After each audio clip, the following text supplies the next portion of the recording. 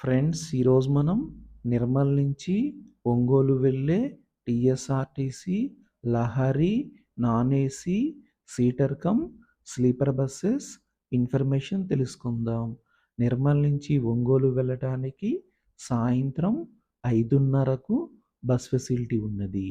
ఈ bus Nirmal bus స్టాండ్లో సాయంత్రం 5:30కు బయలుదేరి ఒంగోలు వెళ్ళేసరికి మరుసటి రోజు ఉదయం 8 అవుతుంది. నిర్మల్ నుంచి ఒంగోలు వెళ్ళటానికి బస్ టికెట్ సీటర్ అయితే రూ. 1220, స్లీపర్ అయితే రూ.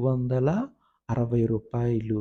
నిర్మల్ నుంచి ఒంగోలు వెళ్ళటానికి సుమారు 15 గంటల సమయం పడుతుంది.